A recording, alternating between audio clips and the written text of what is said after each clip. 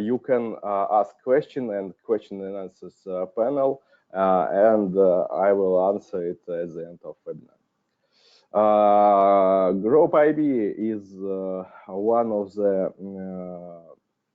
hugest threat intelligence and information security companies in Russia and the ex-USSR countries. We are partner of Europol and Interpol. We're working with a lot of companies, international companies inside Russia, and our main ideas is preparing some products to protect our clients, and we making all steps of prevention of cybercrimes, of investigation of cybercrimes, and of finding some evil hackers.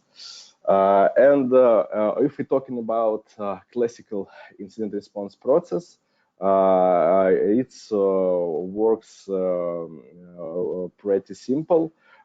We got some incident.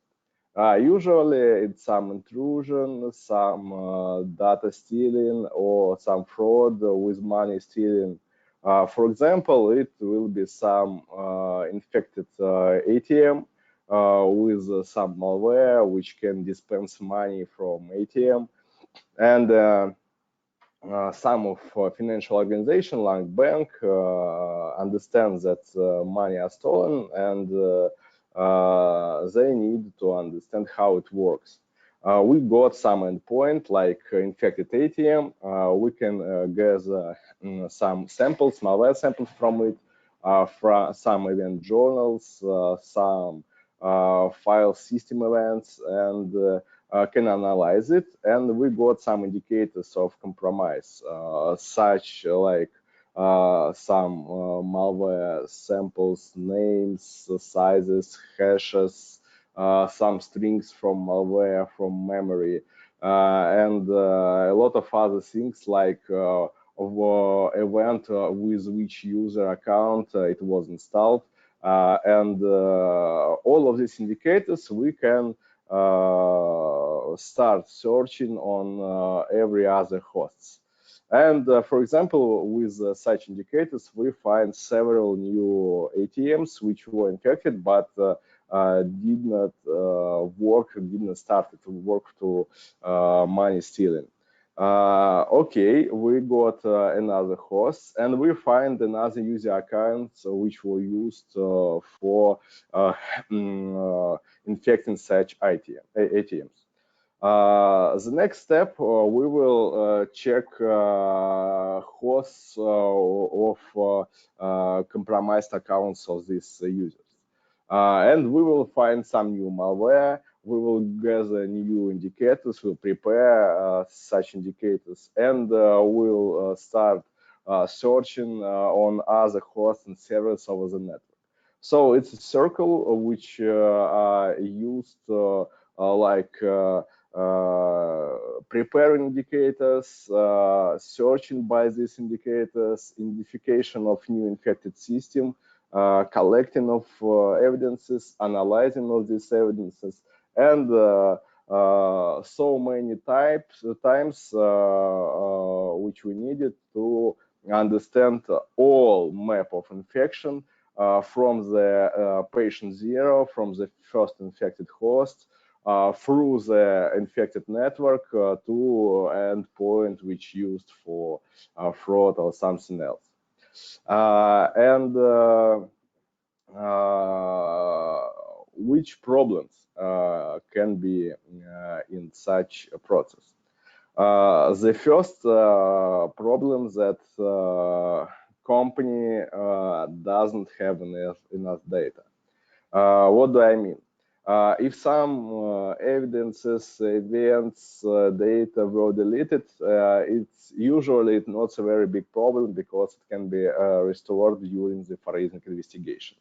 But if a company doesn't have such journals because they were turned off or they didn't prepare it for it, or it overwrite it because of size limits, you cannot gather enough data. The next problem is how to run searching indicator over our network to got a list of infected machines. I think it's funny, but a lot of huge companies with thousands of hosts and servers cannot do such usual thing like start with Active Directory scripts over network, because such network are non-management, because, for example, some of people on holidays, somebody didn't know password, and no procedure how to make some incident response. And a lot of other stuffs which we will talking next. So our 6 steps of incident response. Preparation. Obviously, it's one of the main step, but usually company make a sense of preparation only after incident. They understood that they understand that they need to be more prepared for it. The next step is identification. We need to find every infected host and every type of malware and infection. Containment, we need to prepare for data deleting, malware deleting, for blocking IP addresses, for localizing the incident. Eradication, we make or cleaning the network and patching network from new infection, make some protection against analyzed incident. Recovery, we need to restore all deleted data and prepare a network for normal working after incident. And some conclusion, we need to reorganize our network, our structure, how to prevent such types of incidents. If we were talking about the past, there are a lot of differences in incident response process 10 years ago and now. Earlier, we just do a lot of deep forensic investigation. What do I mean? We're collecting a lot of images and preparing timelines and make some deep forensics, and it was like a lot of independent forensic reports which are connected in one incident response report. Why? Because before cybercrime, you were using something like multifunction malware. I mean, it can be usual banking Trojan, which used for internet banking, online banking fraud, and got a lot of models like for DDoS, for spam, and for remote manipulation. Yes, it's just could be used for any kind of attack because of remote manipulation. But the type of infection, how it was used, it's old stuff, and because of it, it was more comfortable, and it was okay to do just a lot of forensic investigations. Of course, we got only few infected hosts because of kind of malware, and typical recommendation was just a quick computer shutdown, just turn it off, and everything was stopped. But now incident response process completely different. The first one, we didn't need very deep forensic investigation because we understand that usually more than half of hosts are infected, and we need find a lot of them very fast.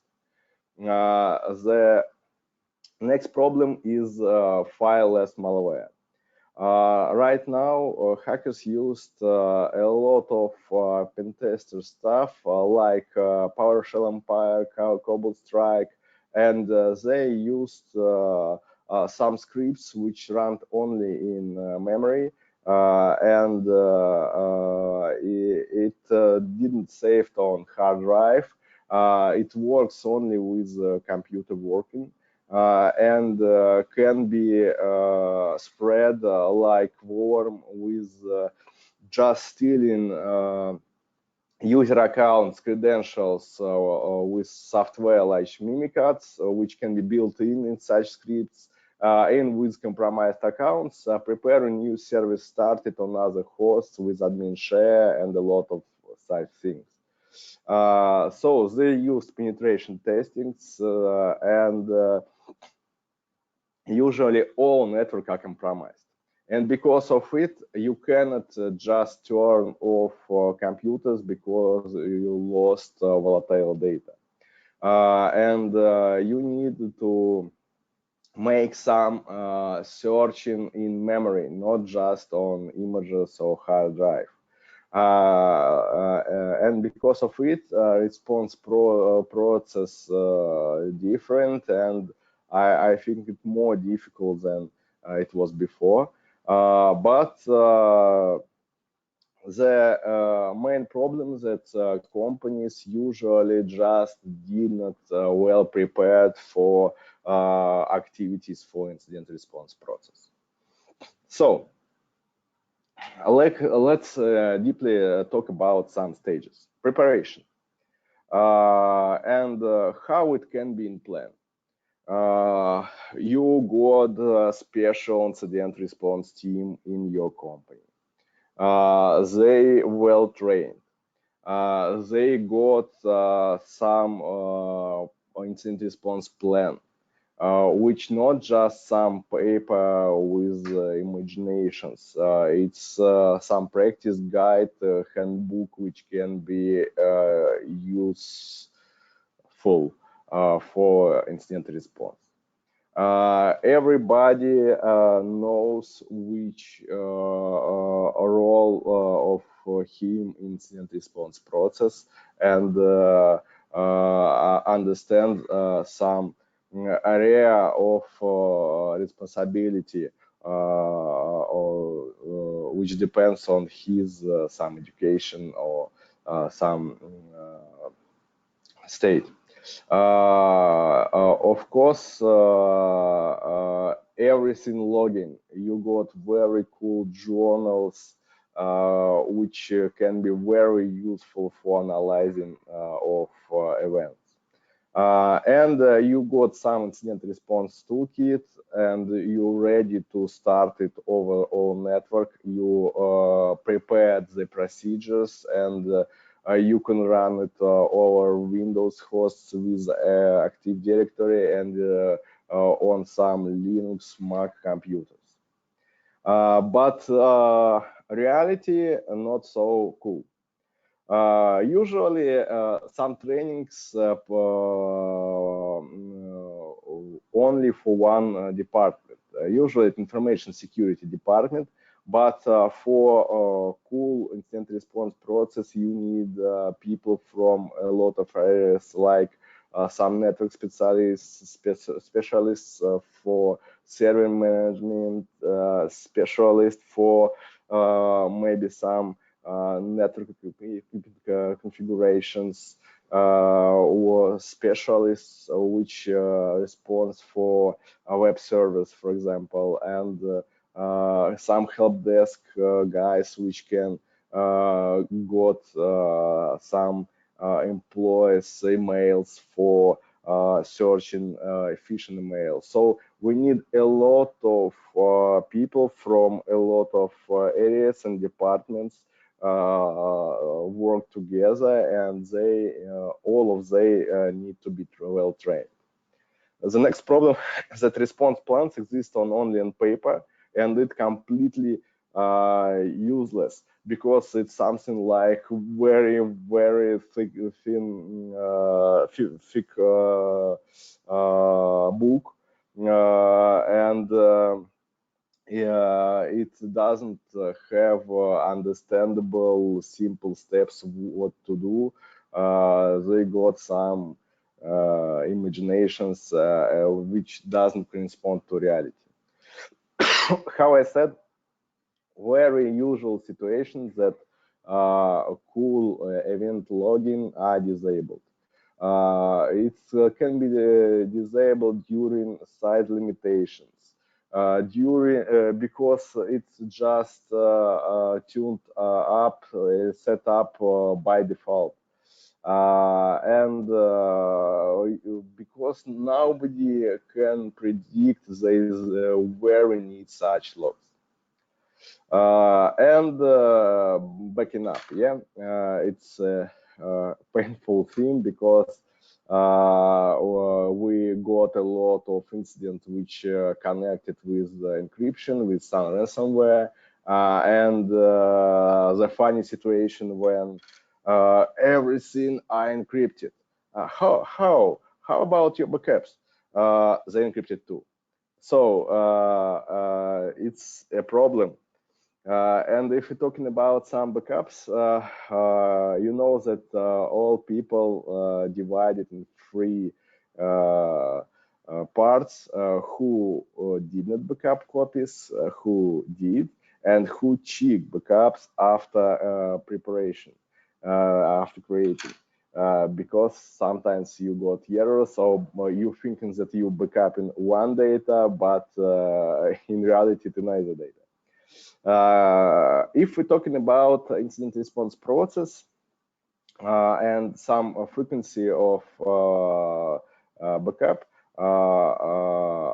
our recommendations are preparing some daily backups, some weekly backup, and monthly backup.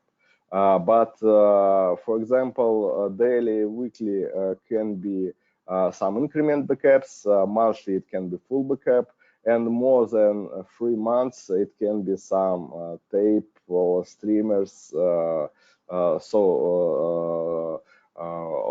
time storages.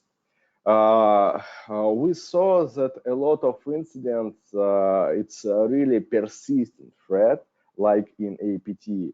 And bad guys can be networked for 3 months, for not more than for 6 months, usually. And because of it, you need logs and backups from all of this period. But for your understanding, it's not necessary to backup everything.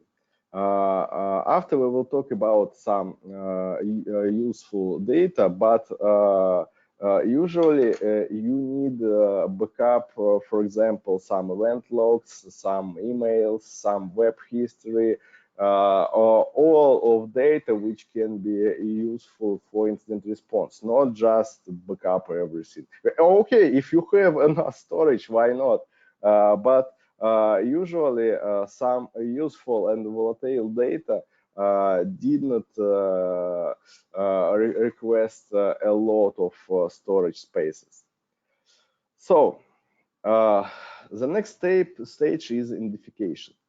And in our expectations, in our imagination, it's very cool, because you got a lot of firewalls, routers, intrusion detection systems.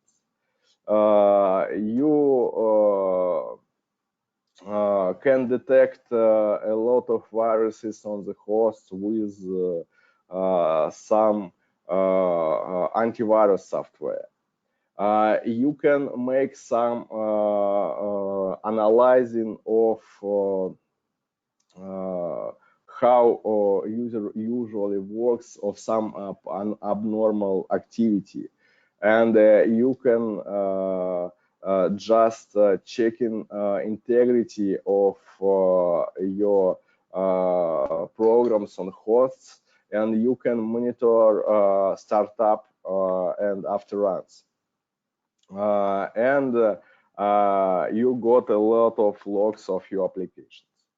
But it's imagination. In reality, a lot of logs not maintained. Yeah, just turned off.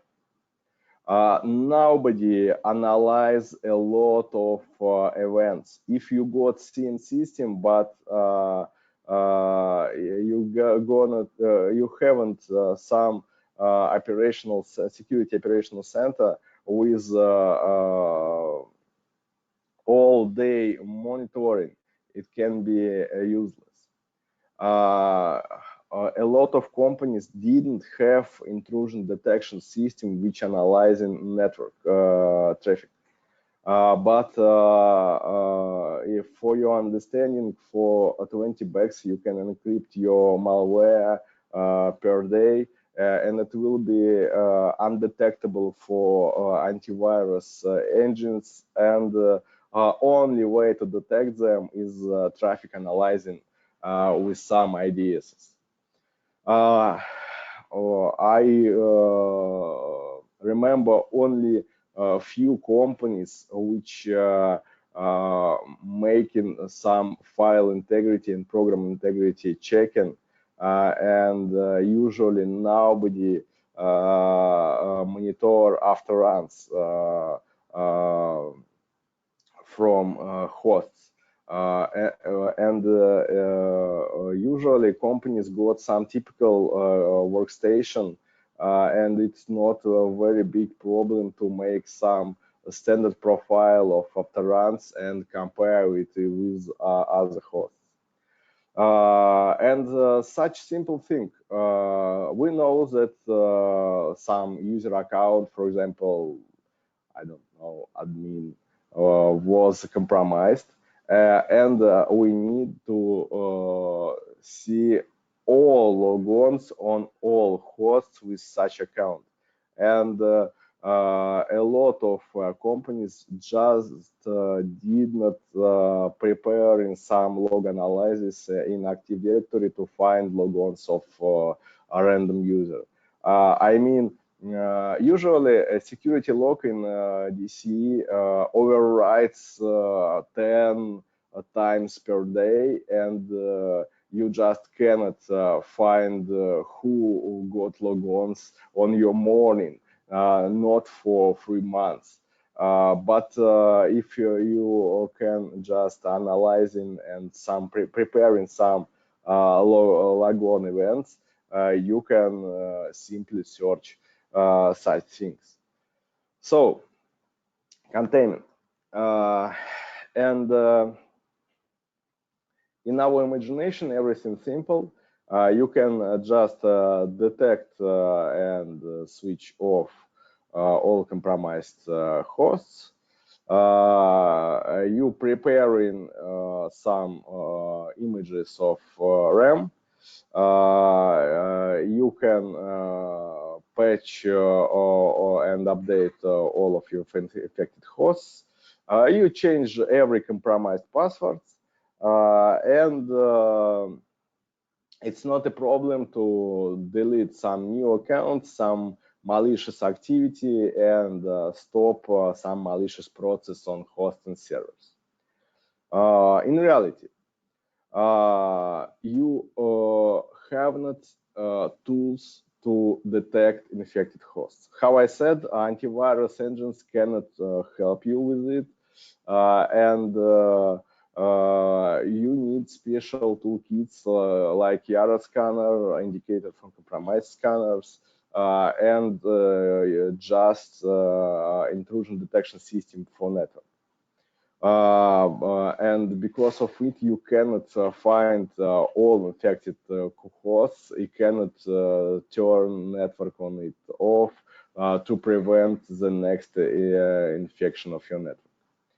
But if you find such, for example, compromised server, you understand that the critical server for business processes, and you have not some cool migration plan how to turn it off, clean, restore from backup, and continue work. The next painful problem is password changing. Oh, it's not a problem to change your passwords, said a lot of administrators to me.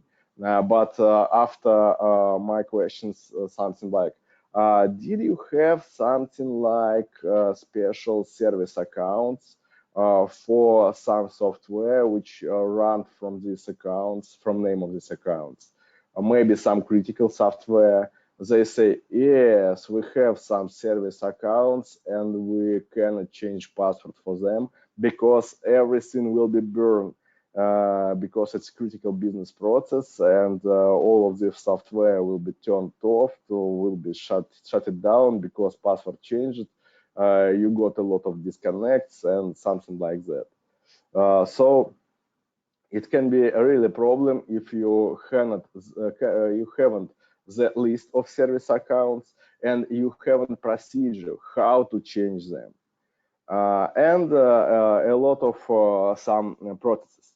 Okay, we know that the server are infected. We see some process hollowing, some injection in process of ECC hosts, and you understand you need to shut down such processes, but it's critical server, you cannot do it, and you cannot just restart it, and you didn't know what to do. You haven't prepared plan, you haven't prepared migration plan, you haven't some special backup server for it. And we have a lot of situations, for example, when it's something like network worm, but it didn't use some vulnerabilities. It used just stolen accounts, and you change the passwords, but it's still new accounts from new infected hosts, and it's mindless game to change passwords, wait for new compromising. You need just to turn off all network, change all passwords, and after turn it on, virus have no way to steal new accounts because everything changed, and it fileless malware which haven't persistent mechanism, it cannot start up. But you need to prepare such plan, and you can have opportunity to restart every server in your network and stop every process. And it's really necessary to do it very fast. For example, it's some of attack from Corco Group, which attack a bank, and they attack some broker system in this bank, and they just playing with some exchanges, and because of it, Russian ruble got the fluctuations of the dollar exchange rate, and this attack lasted only for 15 minutes. And of course of it, it can be stopped, it can be find it, but you need to work and to respond very fast. Remediation. So it's looks pretty simple, just deleting the viruses. We understand which command and control centers, blocking IP addresses, changing network names to prevent some data discovery, and understanding of your network from the hackers. You recovered from backups, and sometimes it's simpler for clients just to burn everything, prepare data vaping, and reinstall all operation system, then doing instant response, because instant response just more expensive for them, and they didn't have some critical business processes which connected with the information technologies, and it's cheaper for them to forget everything and to just reinstall everything with new passwords, with new mind security. But in reality, we got a lot of problems. The first one that right now in some APTs, attackers usually used some system administration software. I mean, you cannot just understand, does it your system administrators working or it hackers working? Because they uses compromised accounts, they uses usual DP like system administrators. They can use some additional software like VMware or admin, everything that can be installed in your network. So it's very hard to understand who is who. And it's not very easy task to delete infections with fileless malware, because it's in the memory, and the first one you need to find it in memory of all your hosts and servers, and only after it you can try to stop processes, shut down processes. But usually you need just to restart hosts and servers. If we're talking about IP addresses and command control domains, you need to find all of them. What do I mean? If we take some usual malware sample, it got something like a list of command control servers. And usually it just try to connect to the first one, and if cannot to another, and can stop on it. But it has more than 2 command control centers, which can be activated with some external options.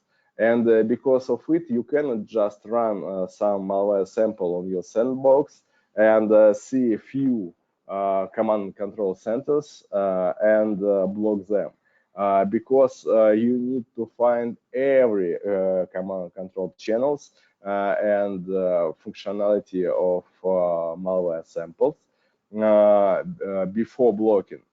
Because the hackers can just update their malware samples, like antivirus got updates of bases, malware can be updated too, and you cannot just block everything.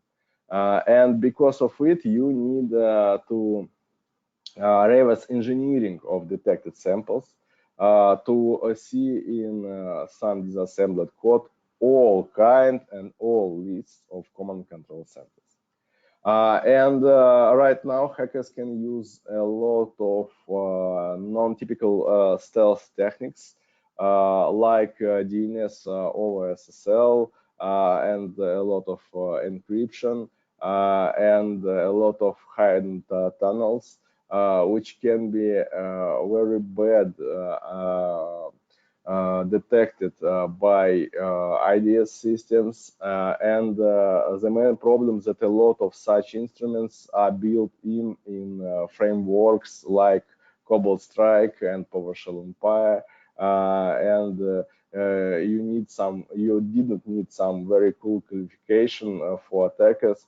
They just need to make some radio button on and prepare a new channel of manipulation of command and control. The fourth stage of incident response process recovery, and you need to return everything for work, and you need some monitoring for repeated incidents. What do I mean? We see a lot of incidents when after a good and successful attack, hackers make some backdoors like delayed tasks in Windows Task Manager, some special hidden daemons on Linux systems with completely new command and control centers. And a lot of such stuff which can be used for repeat infection, for next attack, and for repeat incidents. So you need to be very sure that you check everything, you identify everything, you know all of malware samples, command control channels, compromised accounts, you fix everything, and you got some monitoring team which can watch for a network for 1 or 2 months to see that there is no traces of repeated incidents. And bosses like this step, its conclusion step. Why did the incident happen? Usually it's something like phishing email, or why it wasn't sandboxed, why people can open some malicious attaches, why your network hosts or your operation system did not were patched, why you didn't install Windows updates. How to make sure that such type of incidents didn't happen again, what you need to rebuild, to reorganize, maybe some new instructions, some new information security software, some new processes of information security. And trainings. How I said, we got a lot of problems with client employees because they did not well trained, did not well prepared, but no one incident response team cannot in minutes understand some alien network, some strange network with a lot of problems, and because of it we always work together with information security team, and only employees of client, of compromised client, well know their systems and ready to help with logs, with incident response, and because of it they like a first line of all problems, and they need to be well trained and prepared. And usually cool team for incident response, it's something like special incident response experts. We always need malware analyst for malware disassembling to get all functionality and command control settings. We need specials in network, local network hardware, because we see a lot of incidents with usual brute force of Cisco equipment, or using some public exploits. Then configuration of network hardware was changed, and bad guys got tunneled directly to your network. We need some Windows and Unix, Linux administration experts of this network, because they knew which critical host, critical service they got, and know all of passwords, and ready to run some scripts.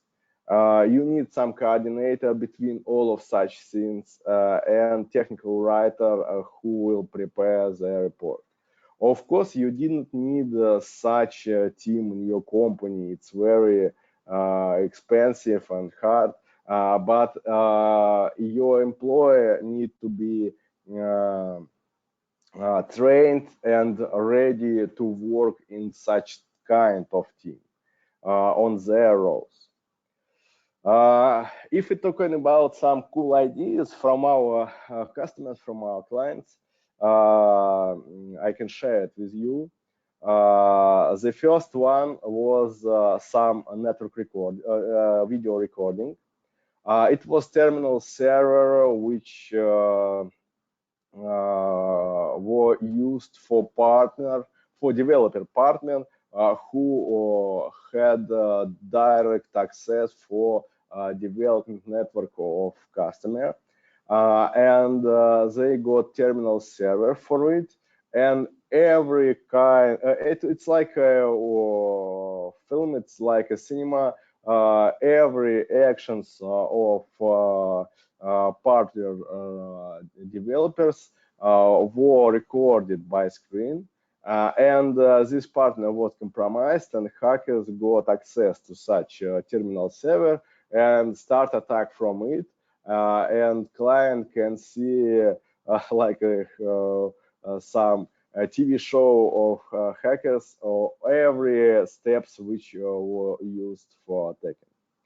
The next cool idea is software checking, because big companies usually got some prepared images of typical host, and you can just monitor all changes of your typical configuration, new software, new startup items, new launches from non-typical directions, and a lot of such things.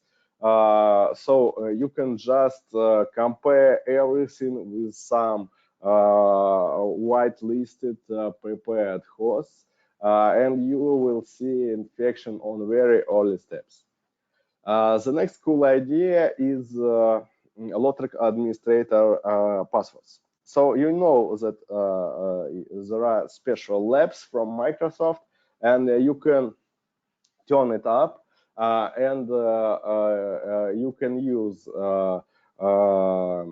unknown local passwords, password for local administrators. Of course, they are completely different, random, and if you need to got some password, you need to log in special system which trace got and collect all traces of your activity. So you simply can find when, who, and for what got local administrator password for which hosts, and it's cool tracking system and idea. The last one is some blacklists. Usually company got some proxy servers and with some blacklisted IPs, with some blacklisting rules, with some filtering rules.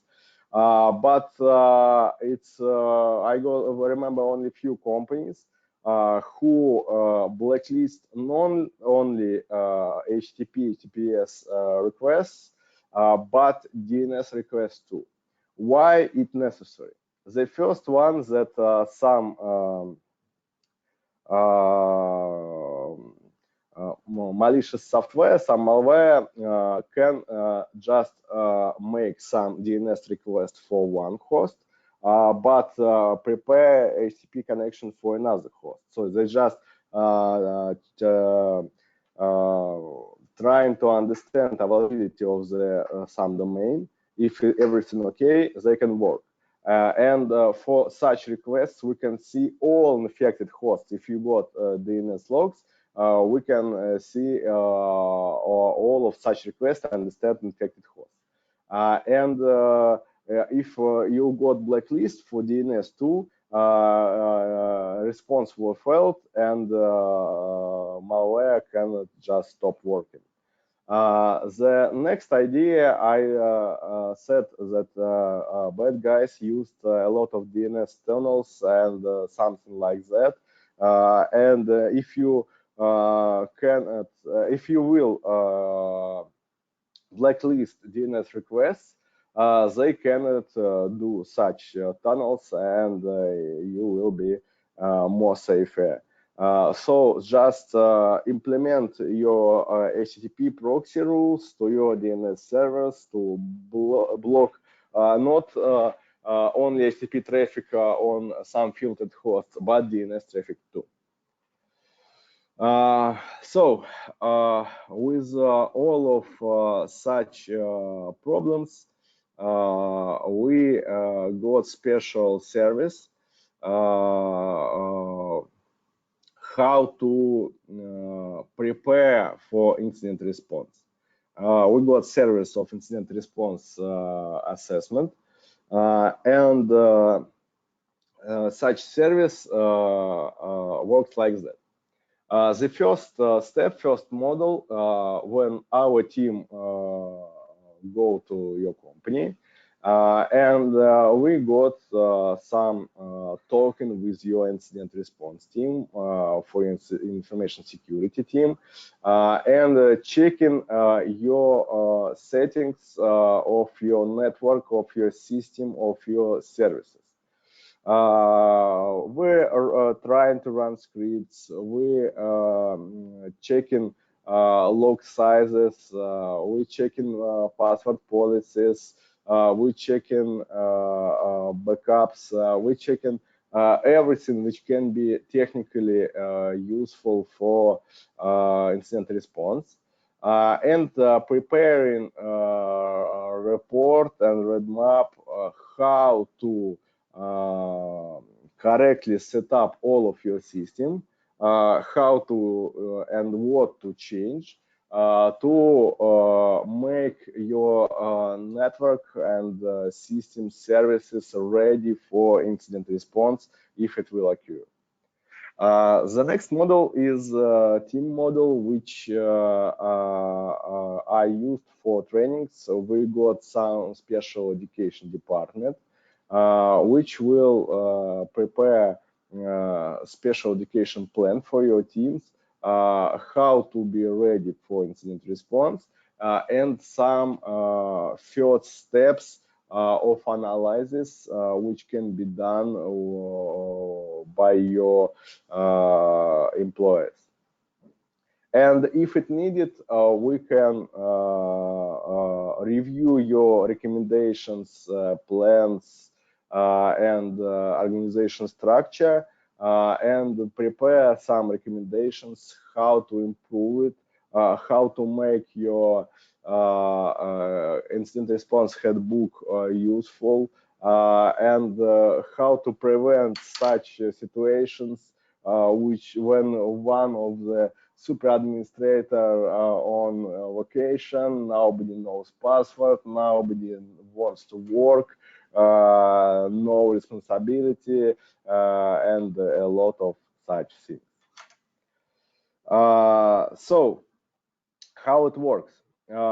We got special questionnaire which will be sent to your company. You will send to us information about your network system, about your some software services, some client-specific information. Then our team go to you with some interview and some check-in, and we're preparing reports. And we can make education or on your base in your company office. It's our 2 days training program. The first day are for incident response process, tools, methods, cybercrime trends, and the second day for fun practice with analyzing of memory dumps and analyzing of network dumps. So that's all. I can answer your questions. I will check if I got something.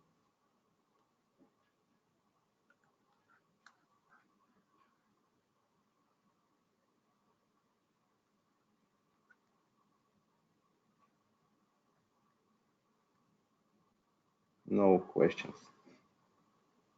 Maybe something in chat.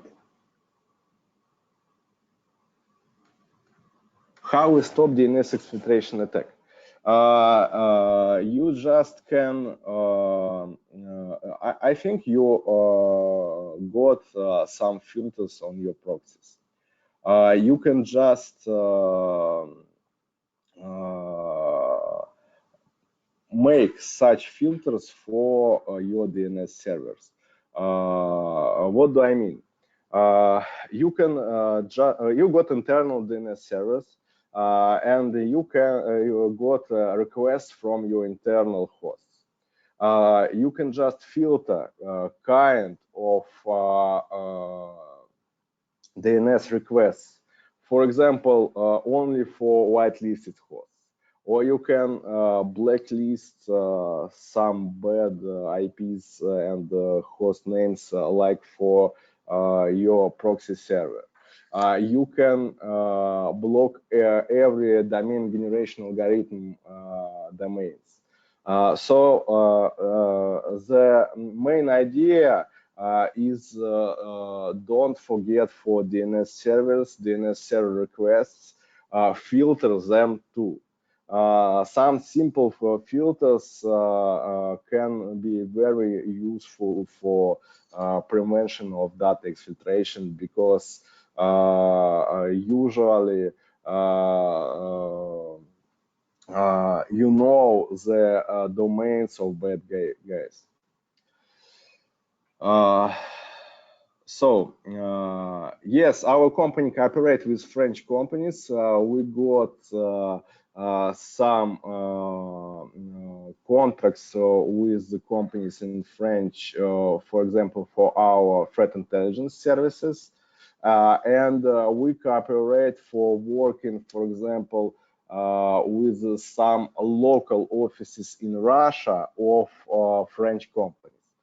I think if we're talking about French-speaking team, about some managers we got, if we're talking about some technical specialists, I think we haven't, but usually it's not a problem to solve everything in English.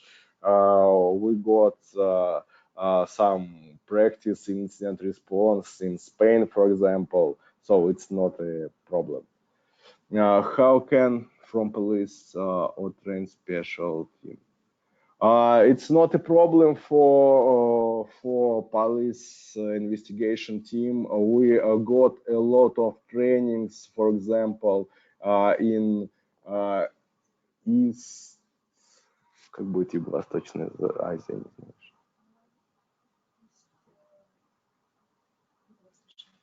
Ну да, ну вот этот регион.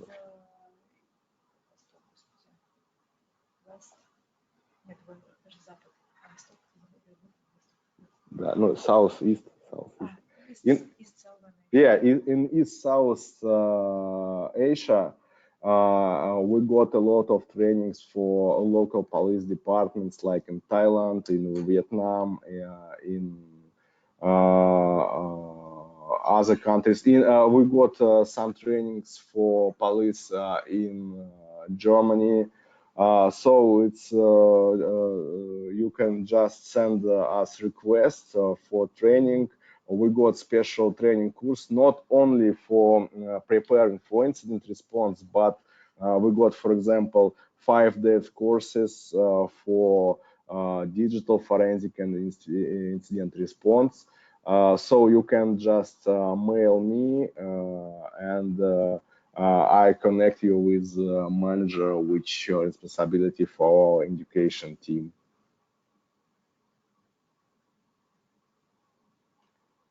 So any other questions?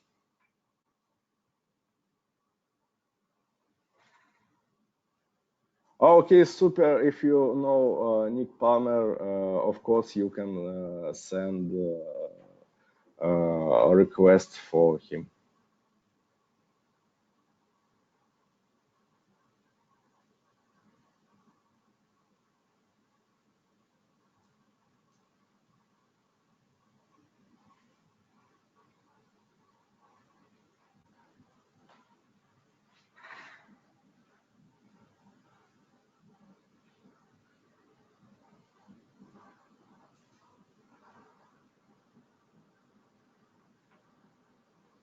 Okay, thank you everybody. If no more questions, glad to. Oh, yes, of course, we will send recordings for everybody who were registered for webinar. So we got your emails. We will send you recordings and presentation and everything like that. Okay, thank you. Have a nice day.